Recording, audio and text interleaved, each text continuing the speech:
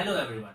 आज हम आए हैं दिल्ली हाई कोर्ट और यहाँ हम श्री रमेश गुप्ता सर के चैम्बर में आए हैं, जो कि सीनियर एडवोकेट है दिल्ली हाई कोर्ट में। एंड उनके एक एसोसिएट से आज हम बात करेंगे, जिनका नाम है ईशान जैन, और वो भी क्रिमिनल लॉ में बहुत ही अच्छा काम कर रहे हैं आजकल। तो चलिए आज हम ईशान जी से बात करते हैं। तो सर, आपका स्वागत है विकिपीडिया पे। और आप कैसे हैं? एकदम बढ़िया। आप सुनाइए। हाँ सर, बढ़िया बढ़िया। तो सर, ये दिल्ली हाई कोर्ट का एनवायरनमेंट तो वैसे ही बहुत अच्छा लगता है हम जैसे लॉ स्टूडेंट्स के लिए। तो आप इस बारे में कुछ कहना चाहेंगे? पहले तो एनवायरनमेंट की बात कर लेते हैं। एनवायरनमेंट तो हाई कोर्ट तो सबको पसंद है कि एसी जी। चलता है, सब अच्छे हॉटशॉट लॉयर्स आते हैं। डिस्ट्रिक्ट कोर्ट में तो चलो फिर क्लाइंट्स होते हैं, थोड़े ऐसे भीड़ होती है ज्यादा, लेकिन हाई कोर्ट में काफी कंफर्टेबिलिटी रहती है, खाना अच्छा मिलता है तो वो तो प्लस पॉइंट है। एंड सर, यहाँ से जो सुना है कि दिल्ली में अगर लॉ आप कर रहे हैं और मतलब प्रैक्टिस आपकी दिल्ली में है, तो आपका करियर पक्का ही बहुत हाई लेवल पे जाता है, क्योंकि इसमें शायद कोई लिमिट ही नहीं होती। हाँ, लिमिट नहीं है। जैसे हम आजकल देख रहे हैं लॉ का काफी अप हुआ है। हर कोई आजकल हर दूसरा तीसरा आदमी अब लॉयर है, क्योंकि तो लॉ काफी अपकमिंग प्रोफेशन है। और मैं काफी लोगों को एडवाइस भी करता हूँ कि आप लॉ बनो, क्योंकि अगर आप लॉ की नॉलेज होती है ना, तो एक आपका एक अपर हैंड होता है सोसाइटी में, आपको पता होता है क्या चीज गलत है क्या चीज सही है। एंड रही बात के लिटिगेशन में आपका इम्प्रोवाइज चलता है, वो ऑब्वियसली चलता है, चाहे आप किसी फील्ड में जाए, चाहे आप प्रैक्टिस नहीं कर रहे हो, तब भी आपको लॉ हमेशा काम आएगा, क्योंकि आपको पता होगा कि कैसे चीज वर्क करती है, क्या आपके राइट्स है। जी जी। तो सर, बेसिकली आप अगर शुरुआत अपने बारे में बताने से करें, तो आप अपने स्कूलिंग लाइफ एंड मतलब आप लॉ में कैसे आए, इस बारे में अगर कुछ आप जानकारी देना चाहें तो। तो लॉ में मैं ऐसे आया कि पहले तो मेरी पूरी फैमिली सीए बैकग्राउंड, ओके। तो मेरा भी मन था कि मैं भी सीए बनूंगा। हाँ सर, वो लेकिन तो रहता माय ही है। Father was very against it, तो उन्होंने कहा कि नहीं, तू लॉ कर। मैंने फिर पापा से हुआ मेरे को कि लॉ कैसे, कुछ पता नहीं, ना कोई फैमिली में कोई लॉयर है कैसे करूँगा, कुछ डर था। तो सर, मतलब आप एक फर्स्ट जनरेशन लॉयर हैं? हाँ, फर्स्ट ओके जनरेशन। ओके। पूरे खानदान से कोई दूर दूर तक लॉयर नहीं है। जी। तो फिर मैंने एडमिशन लिया लॉ, फिर कॉलेज में मैंने एडमिशन लिया, then I started studying law. तो सर, मोटिवेशन आपको लॉ ज्वाइन करने के बाद कैसे आया कि मतलब अब लिटिगेशन में जाना है, जुडिशियरी में ना जाके आपने लिटिगेशन को चूज किया? तो पहले जैसे मतलब जब लॉ शुरू हुआ, पढ़ाई शुरू हुई, तब मैं इतना स्टडीज में अच्छा नहीं था, तब समझ भी नहीं आती था लॉ क्या हो रहा है, कैसे हो रहा है। फिर उसके बाद आईपीसी जब सब्जेक्ट आया ना, जी। उसके बाद फिर मेरा थोड़ा इंटरेस्ट लगा कि देखिए ऑफेंसेस वाले सेक्शन देखे, उसमें मेरा कुछ इंटरेस्ट हुआ, चला, फिर मैंने पढ़ना शुरू करा, and then I started doing उसमें। फिर मेरा उसमें इंटरेस्ट बन गया। जुडिशियरी मैंने मतलब ट्राई करा था, बट फिर लिटिगेशन एक नशा होता है। जी जी। जब आप आर्ग्यूमेंट करते हो, जो कि काफी नर्वसनेस होती है पहले, तो फर्स्ट टाइम अपेयर होने में जज के आगे, तो नर्वसनेस जब निकलती है तो बहुत अच्छा लगता है अंदर से। तो फिर मैंने सोचा कि नहीं, litigation is for me, so I chose litigation. तो सर, आपके बेसिकली जनरली आप केस कौन कौन से लड़ते हैं, मतलब किस फील्ड में आप ज्यादा मतलब अपने आप को कंफर्टेबल मानते हैं? सिविल, क्रिमिनल या फिर आईपीआर, या कौन सी फील्ड में? मैं अपने आप को ज्यादा कंफर्टेबल ऐसे सारे फील्ड में मानता हूँ, ऐसा कोई रिस्ट्रिक्टेड नहीं है, बट बेसिक। नहीं, क्योंकि बेसिकली लोग पूछते हैं कि आप सिविल लॉयर है, क्रिमिनल लॉयर, मतलब जनरली लोग ये, उनके मन में एक मिसकॉन्सेप्शन रहता है कि एक लॉयर केवल एक फील्ड में ज्यादा काम कर रहा होता है, कि उसने उसका स्पेशलाइजेशन कर रखा होगा, शायद उसने क्रिमिनल का कर रखा होगा, शायद उसने सिविल का कर रखा होगा। तो उस टाइप से आप क्या कहना चाहते हैं, मतलब जो बडिंग लॉयर्स है, जो मतलब लॉ फील्ड में आना चाहते हैं, कि ये फील्ड क्या एक रेस्ट्रिक्टेड एरिया के अंदर ही है, ये मतलब आप जहाँ चाहे वहां जा सकते हैं, भले ही आप कोई भी लॉ में प्रैक्टिस कर रहे आप कहीं पे भी जा सकते हैं, चाहे अगर जैसे अभी मैं क्रिमिनल लॉयर हूँ, तो मैं कभी भी उसको चेंज कर सकता हूँ। हैं? जी। ऐसा कोई रिस्ट्रिक्टिव नहीं है, ना कोई स्पेशल कुछ चाहिए आपको, डिग्री चाहिए उसके हिसाब से नहीं। आप किसी भी एरिया में प्रैक्टिस कर सकते हैं, लॉ डिग्री होनी चाहिए, चाहे वो एनसीएलटी केसेस हो, क्रिमिनल मैटर्स हो, सिविल मैटर्स हो, आप सब टाइप के कर सकते हो। तो कोई रिस्ट्रिक्शन नहीं, बहुत फ्लेक्सिबल है हमारा career। सर, आपका एओआर का एग्जाम देने का प्लान है कभी? फ्यूचर में अगर बना, हाँ, पहले तो थोड़ा एक्सपीरियंस चाहिए, अभी तो सीख ही रहा हूँ, मैं बढ़ रहा हूँ धीरे धीरे। उसके बाद let's see what future holds. तो सर, अगर फ्यूचर की बात निकली ही है, तो आप हमें बताइए कि आपने जब लॉ कॉलेज ज्वाइन किया तो आपने इंटर्नशिप भी ट्राई करी होंगी। तो मतलब आप अपना एक इंटर्नशिप का बैकग्राउंड बता सकें कि कहाँ कहाँ आपने की, मतलब क्योंकि आप एक इतने मतलब अच्छे फील्ड में काम कर रहे हैं, आपका क्रिमिनल लॉ बहुत अच्छा चल रहा है, आपके क्लाइंट्स अच्छे हैं, आपके केसेस अच्छे हैं, तो आप बताइए कि आपने जो इंटर्नशिप्स की हैं वो कहाँ कहाँ की हैं, ताकि मतलब लोगों को ये पता चले कि बैकग्राउंड कहाँ से और कैसे डेवलप होता है, क्योंकि एक फर्स्ट जनरेशन लॉयर के लिए अपना बैकग्राउंड बनाना ही बहुत बड़ी बात होती है, क्योंकि लोग सोचते हैं कि अगर फर्स्ट जनरेशन है तो वो स्ट्रगल ही करता रहेगा सारे टाइम। तो उसी बारे में अगर आप कुछ कहना चाहें तो मैंने फर्स्ट ईयर से ही इंटर्नशिप्स करनी शुरू कर दी थी। मेरे को था कि इस फील्ड को एक्सप्लोर करना। अब 5 साल में इंटर्नशिप के कॉलेज भी लिमिटेड टाइम देता है कि छुट्टियों के टाइम ही आप कर सकते हो, बाकी टाइम अलाउ नहीं करता। तो फिर मैंने ऐसे करी। फर्स्ट ईयर में मैंने पहले अंसल के पास करी, अंसल API, तो कॉर्पोरेट का काम देखा कैसे क्या होता है। फिर उसके बाद सेकेंड ईयर में मैंने एक इंडिविजुअल लॉयर के पास करी कि लिटिगेशन देखें कैसे क्या चलता है। सेम थर्ड ईयर में भी लिटिगेशन करी। फिर फोर्थ ईयर में सोचा चलो अब थोड़ा डिफरेंट करा जाए, तो फिर मैंने लूथरा में इंटर्नशिप करी, उसका एनवायरनमेंट देखा कॉर्पोरेट। फिर उसके बाद लूथरा करने के बाद फिर समझ आया कि कॉर्पोरेट तो मेरे लिए नहीं बना, क्योंकि जगह बैठ के सिर्फ रिसर्च वर्क वो मेरे लिए है नहीं। तो मेरे को कुछ थोड़ा एक्साइटिंग चाहिए, और एक्साइटिंग मेरे को सिर्फ लिटिगेशन में मिला। उसके बाद फिर फिफ्थ ईयर से मैं फिर लिटिगेशन में ही घुस गया, एंड लिटिगेशन ही सारी इंटर्नशिप करी with big lawyers and Supreme Court, high court, हर जगह। तो हर जगह का एक्सपीरियंस लिया। तो सर कॉर्पोरेट का जो आपका एक्सपीरियंस था, तो लोग सोचते हैं कि कॉर्पोरेट में शुरुआत से मतलब एक फिक्स इनकम हो जाती है, काम सही हो जाता है। तो आप कॉर्पोरेट के बारे में मतलब लोगों को लिटिगेशन की तरफ आप मतलब ज्यादा कहना चाहेंगे कि वो ज्यादा सही है कि कॉर्पोरेट ज्यादा सही है? वैसे मतलब दोनों के प्रोज एंड कॉन्स अगर आप समझा सके तो। दोनों ही सही है, बाकी वही होता है कि आपके लिए क्या वर्क करता है ज्यादा। जैसे मेरे लिए, मैं अगर अपना ओपिनियन बताऊं तो मेरे लिए कॉर्पोरेट वर्क नहीं करा, क्योंकि एक डेस्क जॉब है नंबर 1। दूसरा, एक आपको बहुत टाइम देना पड़ता है उसमें, काफी ज्यादा, मतलब 11-11, 12-12 बजे तक काम करना पड़ता है, कंपनी के हिसाब से करना पड़ता है। एंड उसमें फिक्स्ड इनकम है, इनकम बहुत ज्यादा है ऑब्वियसली। लिटिगेशन में उतनी है नहीं, लेकिन फिर लिटिगेशन में क्या है कि आपको एक एक्साइटमेंट रहती है, मेरे को सीखने का एक वो रहता है, क्यूरियोसिटी रहती है। तो एक अलग अलग टाइप के केस आते हैं, तो अलग अलग चीजें सीखने को मिलती है। एंड उसी तरह मेरा वर्क ब्रेन भी उसी वर्क करता है, अलग अलग जगह से आउट ऑफ द बॉक्स सीखोगे तो और ज्यादा सीखोगे। तो इसलिए मैंने लिटिगेशन चूज करा। बाकी डिपेंड्स कि किसका क्या वर्क कर रहा है, जिसको कॉर्पोरेट पसंद है कॉर्पोरेट चूज कर सकता है, जिसको लिटिगेशन।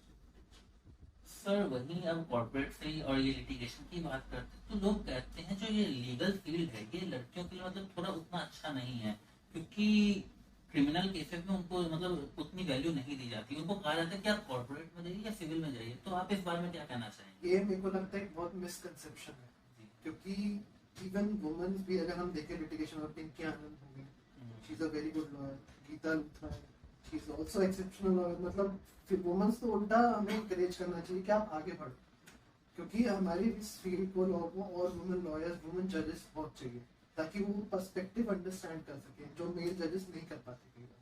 जी, आज भी हम कोर्ट्स में देखते तो बहुत कम हाई कोर्ट सिविल और सुपीरियर मतलब एपेक्स कोर्ट, सुप्रीम कोर्ट में बहुत कम फीमेल लॉयर फीमेल जजेस हैं। तो क्योंकि लड़कियों को लगता है कि लॉ उनके लिए सही नहीं है, उनकी फैमिली भी उनको रोकती है इन सब चीजों में कि आपका जो वो इंटरेक्शन है वो क्रिमिनल्स के साथ ज्यादा होगा।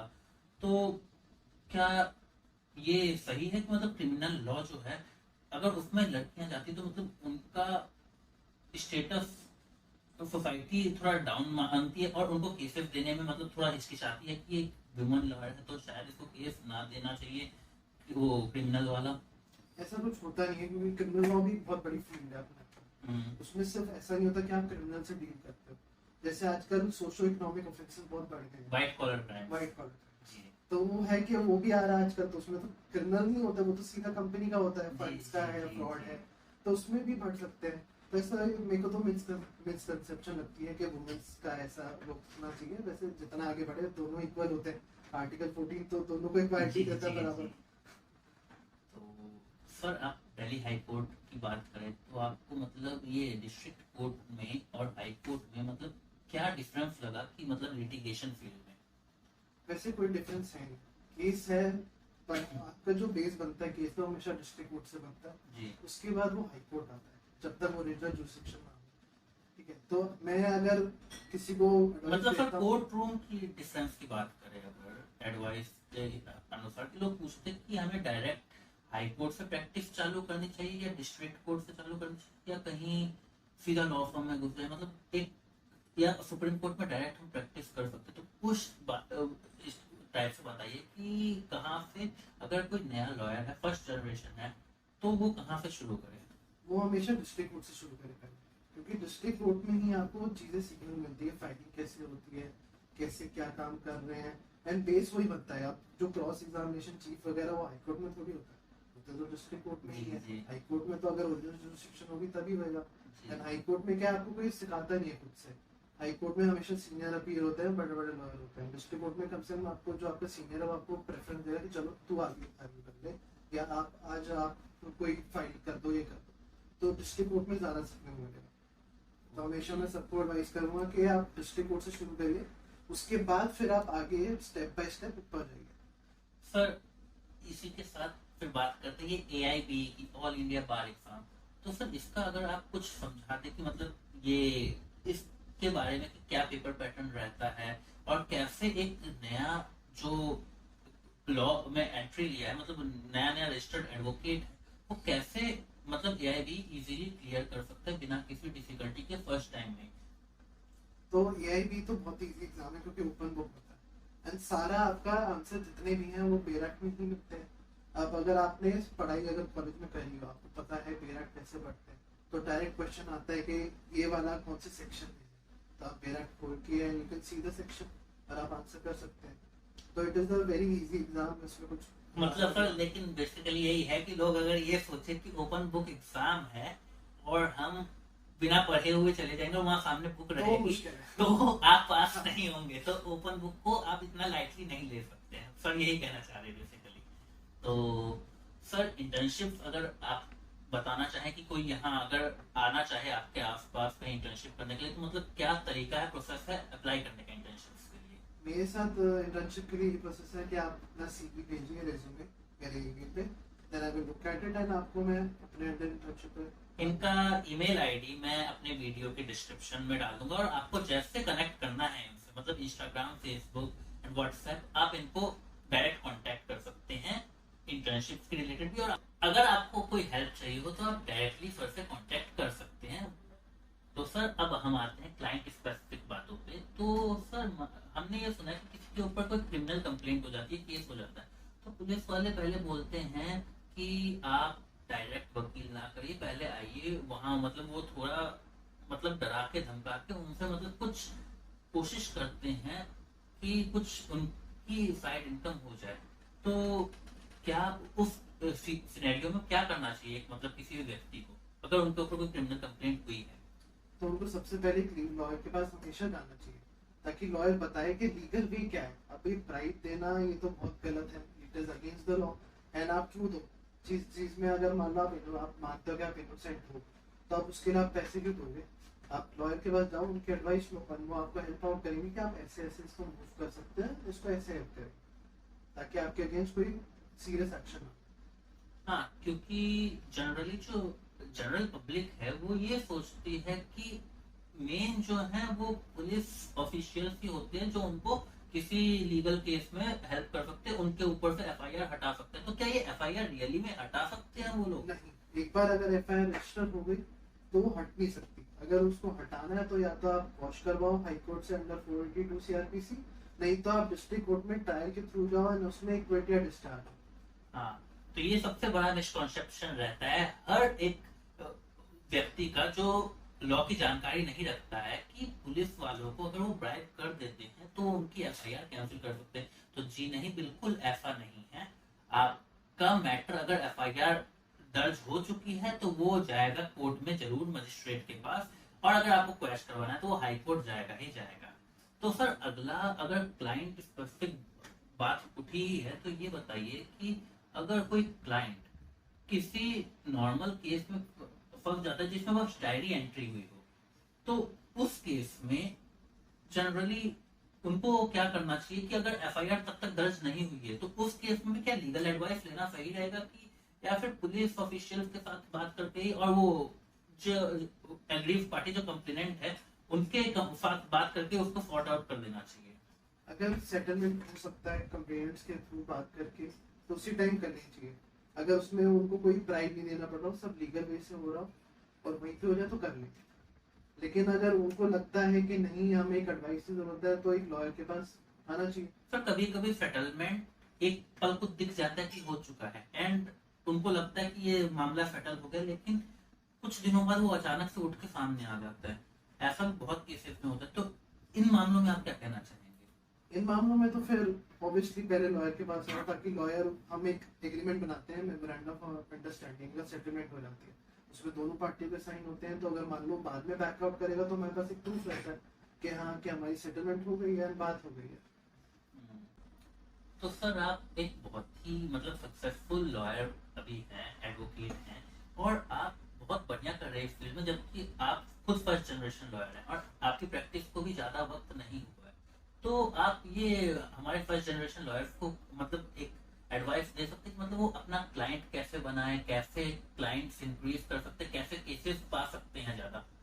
सबसे पहले तो न्यू कमर्स के तो मैं यही कहूँगा कि आप जितना सोशलाइज कर सकते हो उतना सोशलाइज करो, क्योंकि जब शुरू में आपके केस आते हैं तो वो थ्रू फैमिली एंड फ्रेंड्स ही आता है हमेशा सबसे पहले। उसके बाद फिर आप और लोगों से मिलोगे, आप बताओगे आप प्रोफेशन क्या है, तो कई बार उससे भी निकल जाता है कि आपके पास हाँ केस आ गया, और जैसे जैसे कॉन्टैक्ट बढ़ेंगे आपका भी काम उस हिसाब से धीरे धीरे बढ़ेगा। चलिए, मतलब बेसिकली आपको अपनी फैमिली, फ्रेंड्स एंड आसपास जितने भी लोग हैं उनको ये जरूर बता देना है कि आप लॉ फील्ड में जा रहे हैं, ताकि क्या आपके आप क्लाइंट्स, और हाँ उनकी हमेशा मतलब कहीं भी कोई प्रॉब्लम दिखे आप उनको ये बता दीजिए कि आपका यहाँ ये राइट था, आप ये कर सकते हैं, ताकि उनके मन में ये आ जाए कि इस व्यक्ति को पता है कि ये कैसे होगा, तो अगली बार कोई भी मैटर हो तो वो सीधा आपके पास पूछने के लिए आए। तो इससे आपकी क्लाइंट बेस जरूर बढ़ेगी। तो सर आप बहुत सारे दिल्ली के एंड ऑल ओवर इंडिया के सीनियर एडवोकेट्स के साथ काम करते हैं, बहुत ही हॉटशॉट एडवोकेट्स के साथ। तो मतलब आप ये फर्स्ट ईयर और सेकेंड ईयर, मतलब थर्ड ईयर जो मतलब अभी लॉ ग्रेजुएट हुए भी नहीं है, जिन जो लॉ फील्ड में अभी एंटर ही किया, उनके अंदर कौन कौन सी क्वालिटी उनको खुद में डेवलप करनी चाहिए, ताकि वो आपके जैसे ही इस फील्ड में अपने आप को एक अच्छा एडवोकेट साबित कर सके, एक अच्छा करियर बना सके? ये क्वेश्चन में से काफी बच्चे पूछते हैं कि आप एक लॉयर के लिए सबसे ज्यादा क्या इंपॉर्टेंट होता है। मैं भी उनसे पूछता हूँ, सब कहते हैं उसको लॉ आनी चाहिए या उसको पेरेंट बिल्कुल रट्टी होनी चाहिए, लेकिन ऐसा नहीं होता। मेरे हिसाब से सबसे पहले आपको एक ऑनेस्ट इंसान होना चाहिए। अगर आप ऑनेस्ट है to yourself, to your client and to your profession, तो ही आप ग्रो कर पाते हैं अच्छे से। और ये सबसे आपकी फॉरमोस्ट क्वालिटी होनी चाहिए। उसके बाद तो लॉ तो हर रोज चेंज होता रहता है, रोज नया आता है, आप रोज पढ़ते हो उसको, आपको लॉ तो वैसे ही आ जाएगा। लेकिन अगर आप ऑनेस्ट रहेंगे खुद से, अपने क्लाइंट से, एंड हेल्प करेंगे लोगों की दोज इन नीडफुल, एंड सिर्फ ये नहीं कि सिर्फ पैसा कमाने के लिए आप काम करें, इवन हेल्प दोज जिनके पास पैसा नहीं है, प्रो बोनो काम करें, तो आप फिर आप ग्रो करेंगे, अच्छे से ग्रो करेंगे, एंड आपका एक आपको भी अंदर से लगेगा कि हाँ मैंने कुछ करा है। तो सर आपने प्रो बोनो कहा, तो ये प्रो बोनो जरा आप एक्सप्लेन करेंगे कि प्रो बोनो होता क्या है? प्रो बोनो वो होता है जैसे कुछ क्लाइंट्स होते हैं जो पैसे नहीं दे पाते, इतने पुअर हैं या उनके पास इतनी इनकम है नहीं कि एक किसी लॉयर की फीस अफोर्ड कर पाए, तो लॉयर्स कई बार होता है कि कुछ केसेस प्रो बोनो ले लेते हैं, कि उनकी हेल्प कर देते हैं कि हम आपका काम आपकी फ्री में कर देंगे, एंड फ्री में एडवाइस देते हैं, उनका काम कर देते हैं। सर एक डाउट और भी बहुत लोगों में रहता है कि ये ड्राफ्टिंग, प्लीडिंग, ये सब कैसे की जाए? मतलब ड्राफ्टिंग वो सीखने के लिए हर जगह कोशिश करते हैं कि कहीं से कि हम फर्स्ट ईयर में आ गए हैं, सेकंड ईयर में आ गए हैं, 2 साल बाद 3 साल बाद अगर लिटिगेशन में जाते तो हमें ड्राफ्टिंग की जरूरत पड़ेगी। तो ये ड्राफ्टिंग कहाँ से मतलब वो सीख सकते हैं, मतलब कैसे सीख सकते हैं? ड्राफ्टिंग तो है, आप जितना ज्यादा इंटर्नशिप के फाइल्स पढ़ेंगे आपको ड्राफ्टिंग उससे आ जाएगी, धीरे धीरे एक फ्लो बनता है। बाकी आपको अगर फॉर्मेट की दिक्कत है तो फॉर्मेट आजकल इजीली गूगल पे अवेलेबल है, online is a very big knowledge portal, तो आपको सब मिल जाता है, एंड आप उससे धीरे धीरे कर सकते हैं।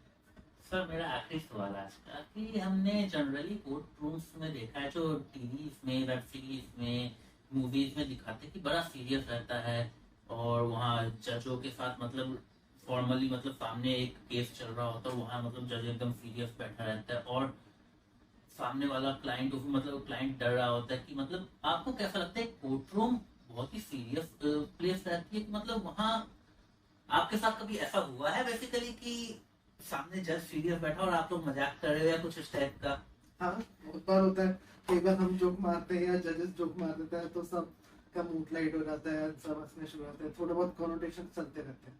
ये तो बेसिकली, बट ऐसा नहीं होता कि बिल्कुल बहुत सीरियस होता है। जब थोड़ा बहुत हल्का एक लाइटर नोट के लिए हम थोड़ा जोक मार देते हैं जज के साथ, या थोड़ा कर लेते हैं, तो ऐसा कुछ है नहीं कि सीरियस माहौल, तो इट इज मतलब अगर आप लॉ फील्ड में आ रहे हैं तो ये मत सोचिएगा कि जजेस जो हैं वो बहुत मतलब स्ट्रिक्ट रहेंगे आपके साथ। वो खुद आपको हर फील्ड में हर जितनी उनसे मदद हो सकेगी वो आपकी करेंगे। तो thank you very much sir इतने प्यारे इंटरव्यू के लिए, वंडरफुल इंटरव्यू के लिए, और हमारे सारे डाउट्स क्लियर करने के लिए। और जो नए नए मतलब इस फील्ड में बच्चे आ रहे हैं जो आगे चल के एक बहुत बढ़िया लॉयर्स बनेंगे, उनके लिए भी एक आपने बहुत ही अच्छा रास्ता बताया है कि वो कैसे इस फील्ड में अच्छा काम कर सकते हैं।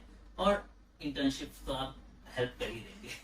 तो थैंक यू आपको। बाकी thank you for this opportunity, and मैं आपके सारे जितने भी व्यूअर्स हैं उनसे कहना चाहूंगा like share and subscribe. Thank you sir आपने इतना समय निकाला। और अगर आप कभी भी ईशान सर की कोई भी हेल्प चाहते हैं तो आप उनको 24/7 कनेक्ट कर सकते हैं, उनको मैसेज कर सकते हैं, वो आपके पास हमेशा अवेलेबल रहेंगे हर हेल्प के लिए। और अगर उनसे आप कनेक्ट नहीं कर पा रहे हैं तो आप विकिपीडिया को डायरेक्टली मैसेज या मेल कर सकते हैं। और ऐसे ही अन्य वीडियोस के लिए विकिपीडिया को फॉलो करना ना भूलें। और थैंक यू सर आपके इतने इम्पोर्टेंट टाइम के लिए। और हम कोशिश करेंगे कि ऐसे ही अच्छे अच्छे जो हम बडिंग लॉयर्स को एक अच्छा मार्गदर्शन दे सके, ऐसे और अधिक एडवोकेट्स को अपने पास उनसे इंटरेक्ट करके आपको एक अच्छा राह बता सके कैसे हम इस फील्ड में और अच्छा कर सकते हैं और अपने आप को एक बहुत ही बढ़िया हॉटशॉट लॉयर सर की तरह बना सकते हैं। Thank you very much sir.